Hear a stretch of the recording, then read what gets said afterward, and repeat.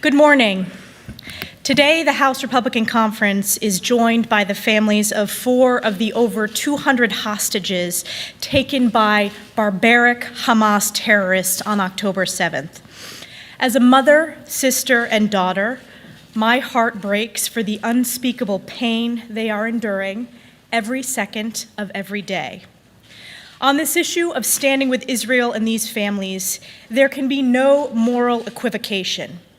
As Israel's Prime Minister Netanyahu stated last week, this war is, quote, between the forces of civilization and the forces of barbarism. It is a time for everyone to decide where they stand, end quote.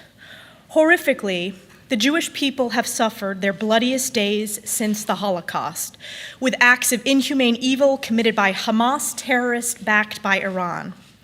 In fact, this week marks 85 years since Kristallnacht, the pogroms unleashed during the Night of Broken Glass, and the aftermath they wrought shocked the conscience of the globe and led then U.S. President FDR, Franklin Delano Roosevelt, to proclaim, quote, I myself could scarcely believe that such things could occur in a 20th century civilization. The unspeakable atrocities of today have been met by some with callous cruelty in our own 21st century United States. Posters of innocent victims have been ripped down. American universities failing to protect their Jewish students from intimidation, harassment, and violence. And just yesterday, an elderly Jewish man in Los Angeles was beaten to death by a pro-Palestine protester. Hear this loudly and clearly. House Republicans stand with these families next to us. We stand with the Jewish community, and we stand like a rock, as our speaker said, with our most precious ally, Israel.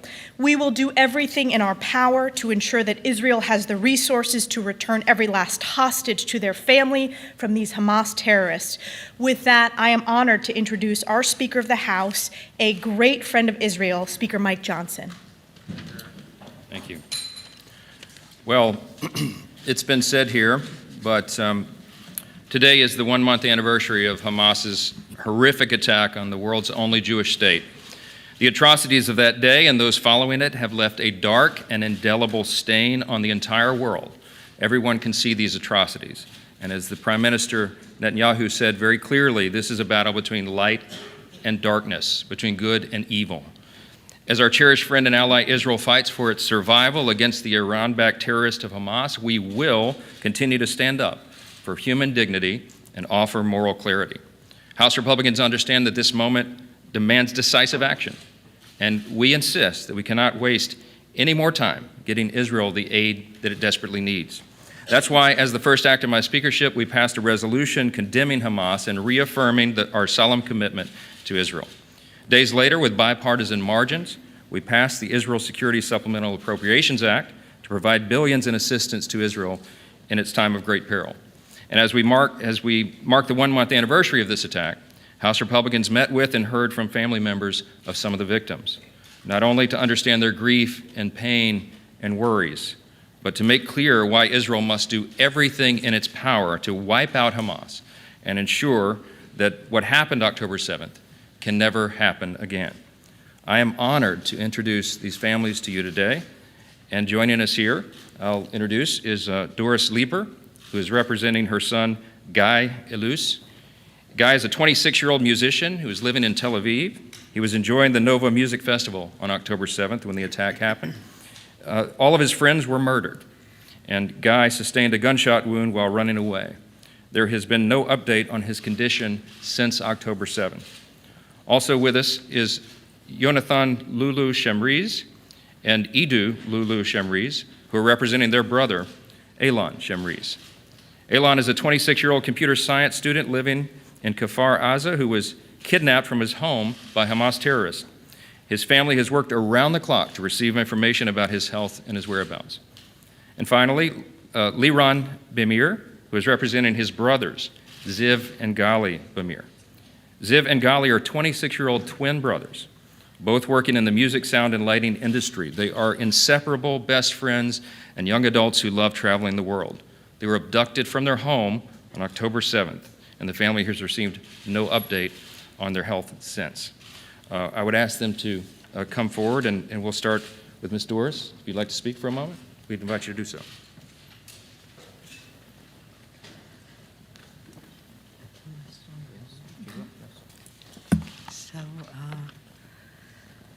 I'm Doris. I'm an American citizen. I was actually born in Queens, New York. Just say a few words about my son. I can go on and on, but Guy is 26 years old, very sensitive boy, humble, a musician with a great future. Works with the best famous rock bands in Israel as a sound technician and backliner. I'll just take you back to that day. It was actually a holiday, and I haven't seen Guy for a long time since he always works on weekends. But since it was a holiday, he came over. I made him a nice dinner, which he hardly ate because he was on phones. He was going to the festival. Guy is like the glue of the tribe. All the friends were always at home, music, and he was doing all his calls. And they drove 5 packed cars to the south to this peace festival. And I was happy because, he works so hard, so he's entitled to fun. And all was fine. The following morning, there was a siren. I just went to the safe room, which is actually Guy's room, crawled in his bed, didn't even open up the news, but still, I couldn't go back to sleep, so I call him, and he answers. He's like hyped, so I'm thinking it's from the party. It's early in the morning, and I asked him, did the forces evacuate you because there was a siren? And he says, we were evacuated. We evacuated ourselves, so, okay. And I asked him, okay, where are you driving? And he says, I don't know yet. I said, what do you mean you don't know yet? He said, you know what, I know exactly where I'm coming home. I said, why are you coming home in the morning? He lives in Tel Aviv. It's another half an hour drive to my home. So he says, I'm coming to eat the soup that I didn't eat yesterday. Which is also odd, but I don't care. Come drive safely. And then I get another call from his father, Michel. He's hysterical, and he's like yelling and saying, do you know where Guy is? I say, yeah, I know where Guy is. He's coming home. He'll be here in a half an hour. He says, no, he just called and he's in a terror attack. And his best friend is killed. That's what he said on the phone. And he tries to put me on the conference call. I hook up, and we hear shots in the background.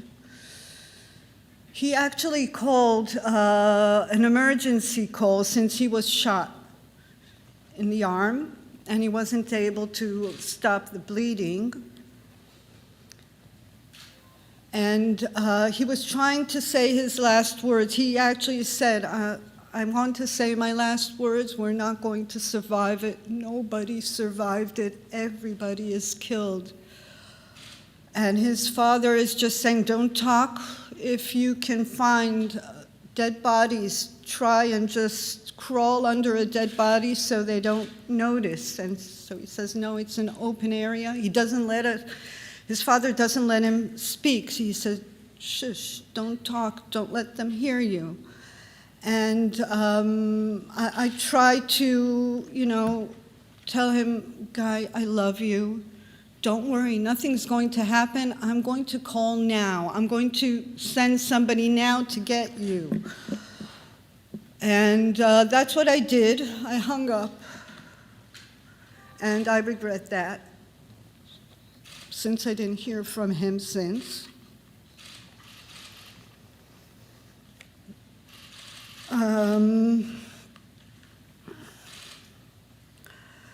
His father drove immediately to that place, but it was already closed by the police, no entry, and the next few hours were like crazy. Nobody knew anything. This continues on for the next few days. Nobody knows anything. It's like, we don't know if he's killed, if nobody even knew about, it's only like the next day that it spread out that there were hostages. For a week or so, I was just waiting to get a message that he was identified, but we didn't get that. Lucky me.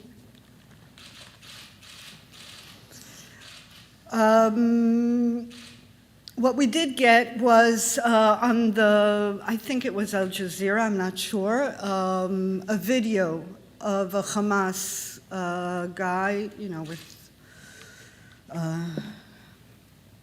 saying that Guy Iluz was killed by Israeli bombing. That's the point I break down, of course. But I actually get an immediate call from the military, and they came over and they say, look, don't pay attention to these whatever the Hamas says, but the good news is that he's a hostage. And this goes on, these mind games. I get a call not even a week ago, somebody calling me saying, this is a confidential call. You cannot say anything about this call.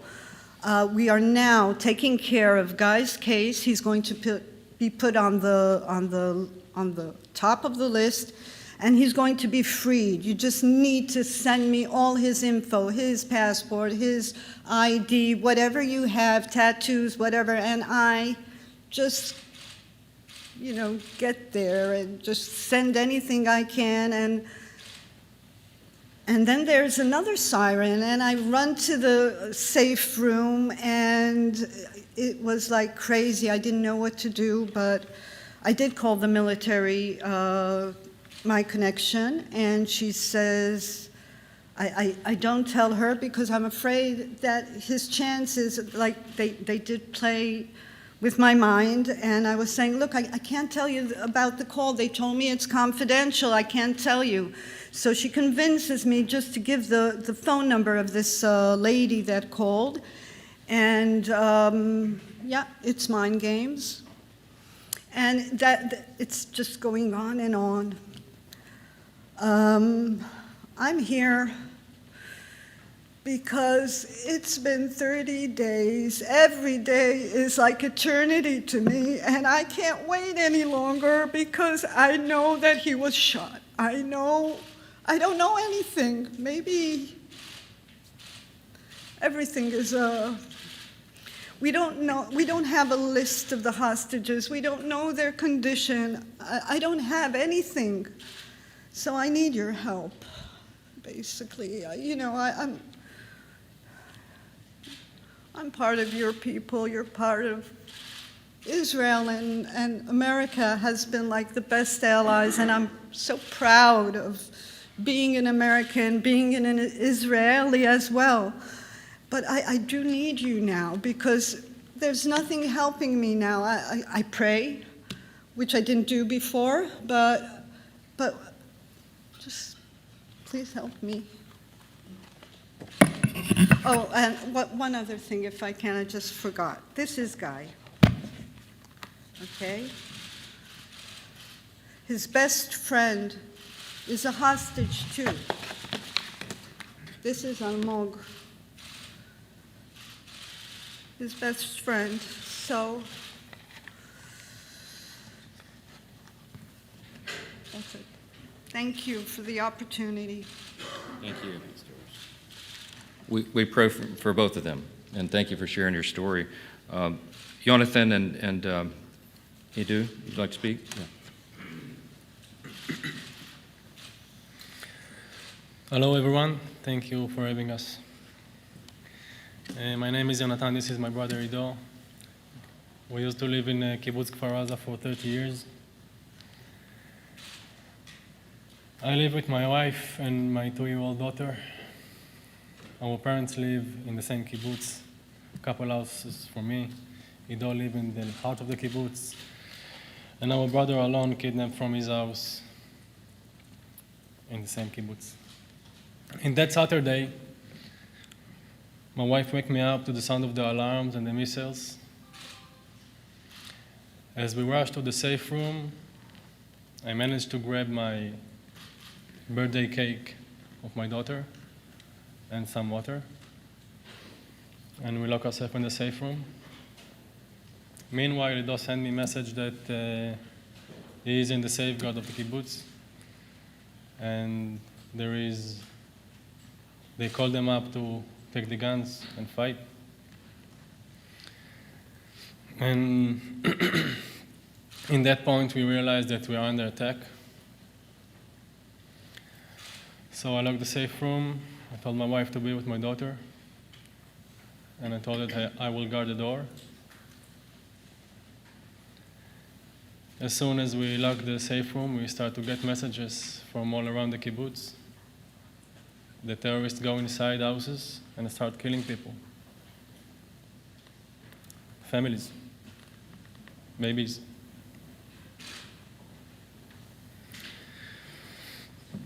Around 10 o'clock,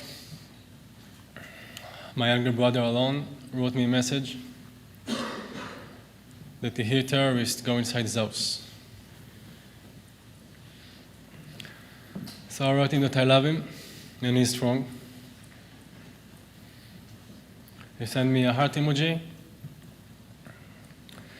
and that's the last time we spoke. For the rest time in the safe room, we've been in an absolutely nightmare. I can stress, and you can imagine what it feels like to be in the safe room with your 7-month pregnant wife, with your 2-year-old daughter, when you hear all your friends being slaughtered inside the beds, when you hear all the terrorists going inside the kibbutz, inside civilians' houses, and wiped out families.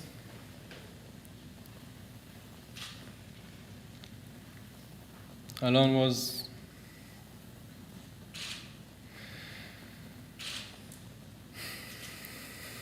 worked with us. We're a family business. He was a great guy. We do everything together, 3 of us. We miss him a lot. But now,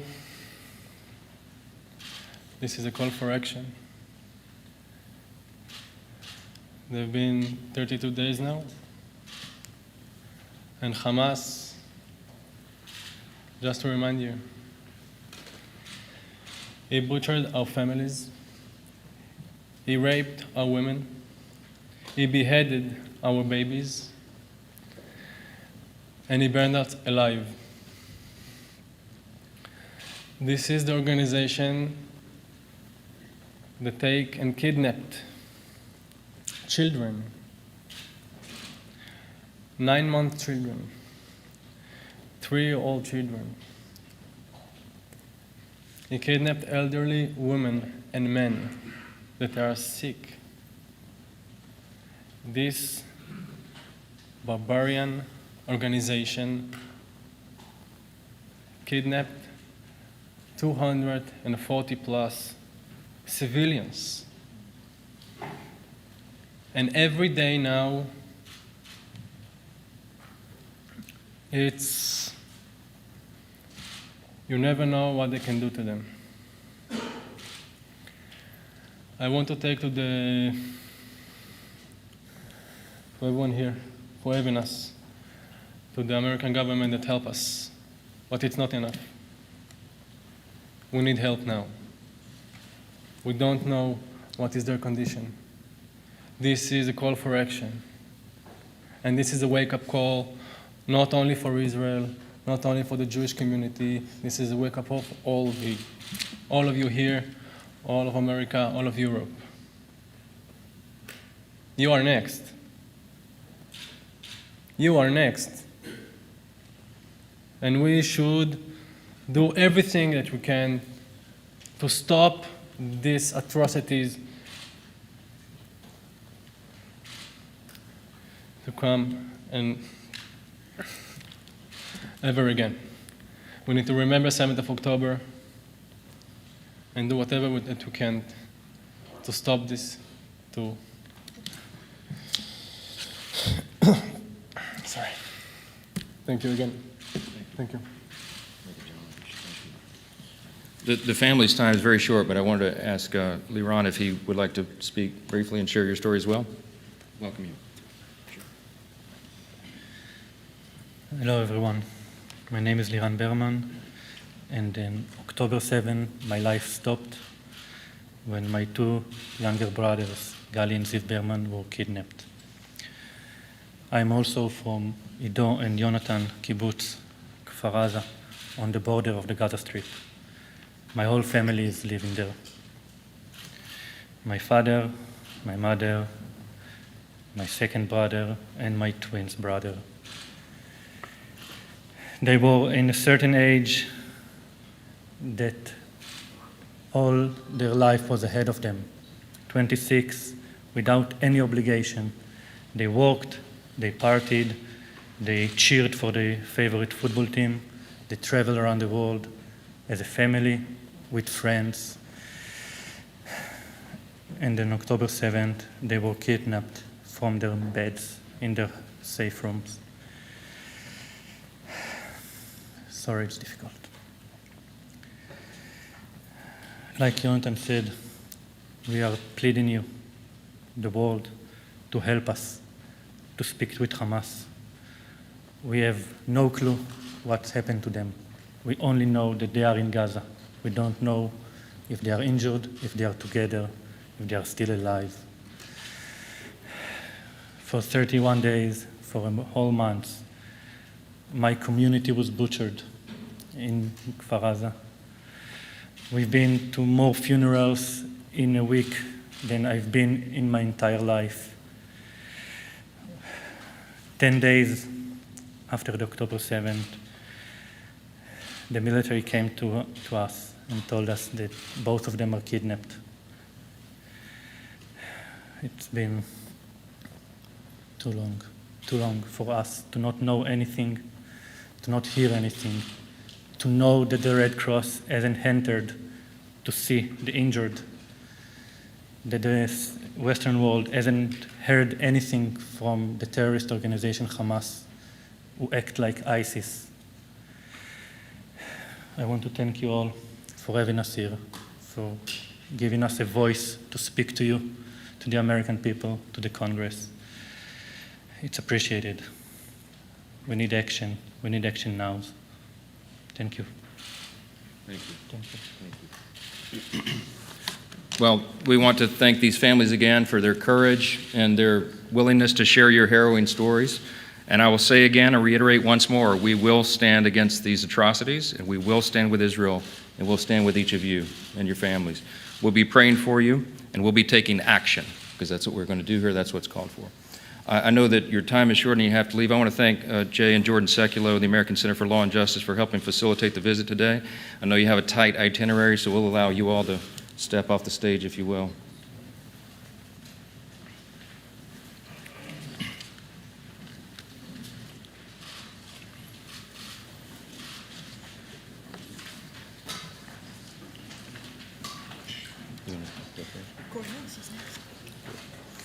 We're going to hear next from Corey Mills, who is one of our newest members of the House Republican Conference and someone who has been directly engaged in rescue efforts over there. And I'll let him tell you a little bit about his experience because it's just as harrowing. Corey?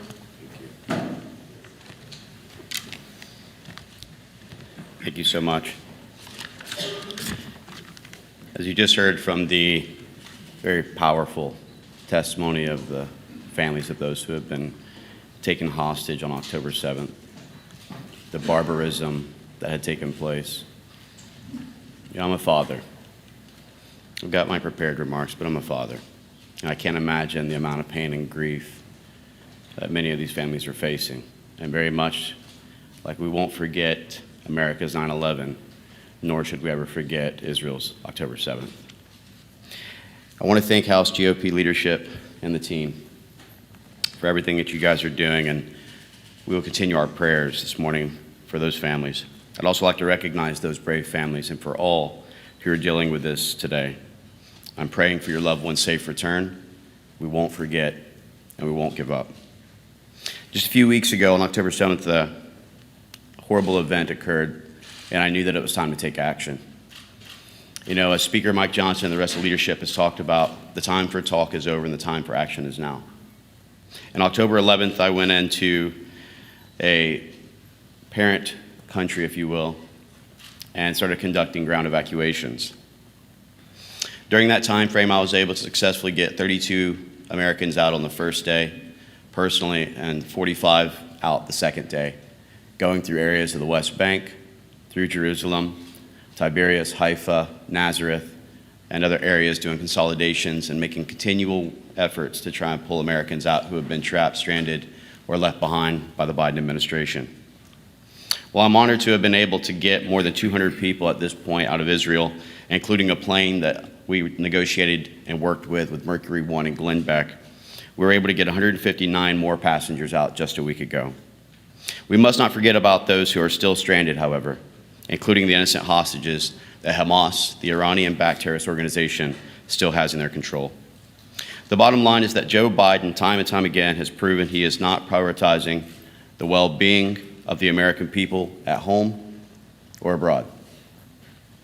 We saw it during the botched Afghan withdrawal of 2021, where I actually went over with a team of mine and conducted the first successful overland rescue of a mother and 3 children born and raised in Amarillo, Texas. We're now seeing this across the Middle East and across the world. Both times, a team of former special operations members has had to step up as a result of Joe Biden and his administration's failures to do so. While I was on the ground in Israel, I heard horror stories from the Americans who were trying to get home with no support from the State Department. And in many cases, when they would request support, they would receive an electronic form and no further follow-up. 2.5 weeks after we've gotten people out from Israel, now the State Department is trying to contact them to determine their whereabouts. They were faced with extremely limited options for travel. We're receiving absolutely no correspondence from the embassy itself. And under Joe Biden's failed foreign policy agenda, we've emboldened adversaries like the Iran-backed Hamas terrorist organizations and left our key allies vulnerable in their positions today.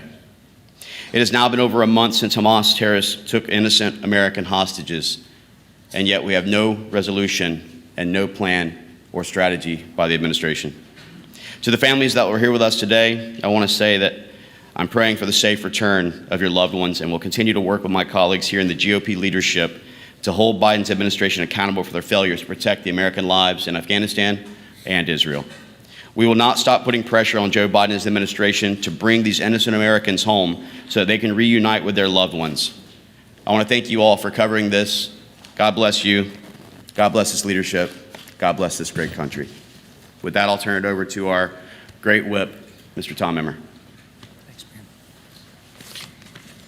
Thank you, Corey. 1 month ago today, the world watched as Hamas terrorists committed the worst massacre of Jewish people in a single day since the Holocaust. They burned babies alive, gunned down innocent civilians, slaughtered families, and took hundreds of civilians hostage, including women, children, and the elderly. The stories we have heard from that day are heartbreaking and haunting, but we must not forget them. Today, we have the honor of being joined by several families, having been joined by several families who had their own loved ones taken hostage by Hamas. They bravely share their stories so that we won't forget, and the world won't forget, what kind of barbaric evil Israel is fighting against. To the families that were here with us, I want you to know that House Republicans are with you, and we join you in calling for the safe return of your family members and all hostages from Gaza. And to everyone else listening, let me be very clear. The state of Israel has a right to exist and to defend its people. And Israel is completely justified in its mission to eradicate Hamas once and for all. So long as Republicans are in the majority, this House will proudly stand with Israel. And now I turn it over to our great majority leader, Steve Scalise. Well, thank you, Whip Emmer. And it's heartbreaking when you listen to the stories of Doris, of so many others. Last Friday, we had some other family members of those who were slaughtered on the 7th, those who still have hostages that are taken in Gaza, and all they want is their family members back. This Republican majority will continue to stand with Israel in their right to defend themselves, to eliminate Hamas, and to get the hostages back. This is not a time to be talking about ceasefires, pauses. Hamas gave that up on the 7th when they went into villages and slaughtered people, when they attacked music festivals, peaceful music festivals, mowing down people, taking more hostages, including American citizens too. And so this is a war. It's a war that the people of Israel are resolved to confront. It's a war that we here in the United States are going to stand with Israel every step of the way to make sure these families get the relief they need to get their family members back. Hopefully, pray to God their family members are still alive. And we're going to continue saying those prayers, but we're also going to be there every step of the way with them as well. So our resolve has never been stronger. We need to stand with Israel. We need to stand up against the anti-Semitism that we continue to see here. It's disturbing, it's alarming, but it shows you that this is a time that we need to continue to be strong in our support of Israel, but also strong in our resolve against the evils and the atrocities that seem to pop their heads up in ugly times like this. With that now, turn it back over to our speaker. Thank you all for your patience this morning. It's been a different kind of day here, but we wanted to give you an opportunity, as we regularly do every week, for a few questions if there are any. Yep, back. What exactly should the Biden administration do differently in Israel right now to handle the situation better, and what's your plan to avert a government shutdown in this country? Well, as you know, we passed a bipartisan Israel support measure, which is exactly at the level that was requested by the White House and Israel, $14.5 billion. We included a pay-for, and unfortunately, some of our Senate Democrat friends have taken issue with that.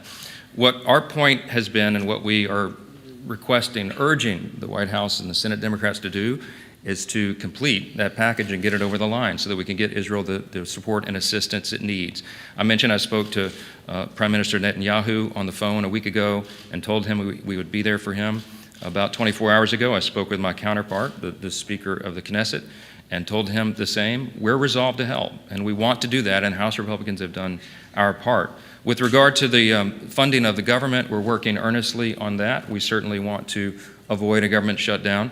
It's a dangerous time around the world right now. We recognize that, and we're doing our job. So we had a very, I would call it a refreshing, constructive, family conversation in our House Republican Conference meeting an hour ago. Very deliberate, positive discussions about the many options that are on the table, and we'll be revealing what our plan is in short order. The United States has increased its military presence in the Middle East waters, in particular with strike groups and even submarines. Do you think that's enough of a deterrence to prevent this from spreading? Well, we hope so. I mean, I believe what we're trying to do is send a strong signal. We stand with Israel, and this conflict does not need to escalate. You know, again, the stories that you've heard and many others that we've all heard are so staggering what they're doing to innocent civilians. And this is clearly, as we said so many times, good versus evil. The United States stands with the good, and we're going to stand with Israel, and that show of force, I think, is intentional and appropriate. Do you plan, obviously, the package will pass, the Senate doesn't want to pass it. Would you attach Israel aid to kind of any CR that comes out of the House? Is that Well, I'm not going to tell you what the CR will entail yet, but I will tell you that we are urging consistently and very appropriately to get Israel done and finished. It's an urgent necessity. You know, some of our Senate colleagues took issue with the pay for that we put in there, but I made the point that we can take care of our allies and obligations and get our own fiscal house in order. Don't forget, we have a $33.6 trillion federal debt. The Treasury Department under the Biden administration said a little more than a week ago that we are going to need to borrow more than $1.5 trillion over the next 2 quarters to keep our government in operation. And we have to do these things simultaneously, and I believe we can. So we're urging that support as quick as we can. Can you just tell us more specifically when you expect to make a decision on a CR? Because again, just being 11 days out, we're getting very close to that clock. Also, can you walk us through this ladder CR approach for people who may not understand that, and why consider something new when you're less than 2 weeks out? Well, listen, our number one objective here is to take care of our obligations and do it in a responsible manner. We want to be good stewards of the public's treasury and treasure. And because we're in the situation that we're in, deeply in debt, we have to do this. We have to think about this differently. So with regard to the latter CR, or maybe a 2-tiered CR, it's one of the ideas that has been discussed. There's nothing magical or mysterious about it. It would just be effectively 2 phases. You would do one part, a subset of the bills by a December date, and the rest of it by a January date. The other alternative is a CR that would go into January with certain stipulations. But again, I'm not going to show you all the cards right now. We have some very constructive and I think very positive discussions going on. I think it should be palatable to our colleagues in the Senate because they understand we've got to get the job done. I'll tell you, I'm very encouraged, and I think the American people are encouraged when they see the hard work that's being done here. We made a commitment that we will get back to the business of actually passing appropriations bills. That has not been done here in a long, long time, as you all know. And so 12 separate appropriations bills moving through the process in regular order. We're running up against the clock on November 17th, and we're obviously aware of that, but we are going to get the job done, and we're taking care of that business. So I'll give you more details soon. Let me go front row, sorry. So when it comes to this CR, obviously, as Nicole just mentioned, we're 11 days away. Can we expect to vote this week on a CR, or are we looking at potentially next week? And when you bring it to the floor, are you prepared to make sure you have all Republican votes, considering that the last speaker was ousted because he needed Democrat votes when it came to a CR? Well, look, I told you we're having very constructive discussions inside the room. I believe all Republicans want to get to the same end, and that is to take care of our responsibilities. I'm not going to tell you when we'll bring it to the floor, but it will be in time. How about that? Trust us, we're working through the process in a way that I think the people will be proud of. And we've got a lot of business to attend to here, so thank you. Thanks a lot.